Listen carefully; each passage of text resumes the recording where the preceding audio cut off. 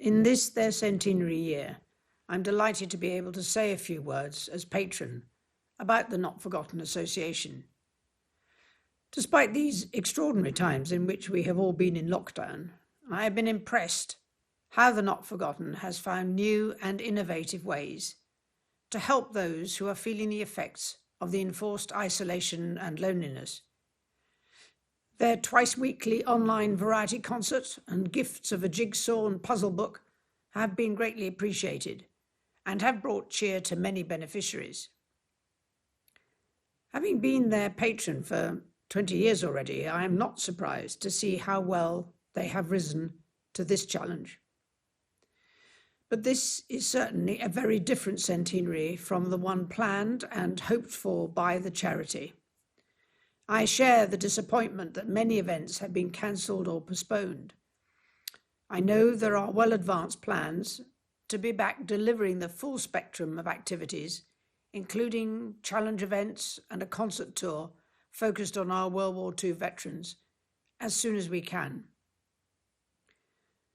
It was an American opera singer, Marta Cunningham, who in 1919 was horrified to find hundreds of men still languishing in hospital wards, suffering from wounds sustained in the Great War. In its first year, in 1920, the charity entertained some 10,000 individuals, bringing them happiness, hope, and dignity. Their first patron, my great-aunt Mary, the then Princess Royal, was so moved by the charity that she began the tradition of the annual garden party at Buckingham Palace for veterans. This continues and is delivered by the Not Forgotten on behalf of the whole armed forces community. Its impact on the individual, their families, and the wider military family is without equal. I'm immensely proud that the charity has remained true to these original ideals. And whilst it still delivers tea parties and concerts, it does so much more. The Not Forgotten's programme creates an environment where service personnel feel secure and relaxed, where laughter and camaraderie come to the fore. Morale grows and confidence is rekindled. These are the building blocks upon which all recovery is based.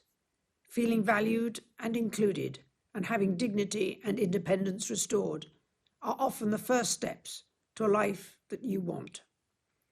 Still supporting over 10,000 individuals every year, the Not Forgotten is a partner to every military charity, association and organisation. With no membership, it is an inclusive charity supporting any serviceman and woman or veteran who is ill or suffering regardless of age, rank, length of service or type of illness. Concerts, outings, respite and challenge holidays, television licenses and tablets, the Not Forgotten has something for everyone. And the need for this work and that of other military charities continues. Although the ranks of that great generation of World War II veterans is diminishing, the number of other veterans who need support remains high. The charity epitomizes the very best of the armed forces and those who serve our nation. But what makes this charity stand out is the way they do it, without bluster, always in partnership, and with a humility that comes from a deep understanding of what is required to provide the best for their beneficiaries. As long as there are sufferers, so long will the Not Forgotten be needed. Marta Cunningham's words ring as true today as they did in 1920.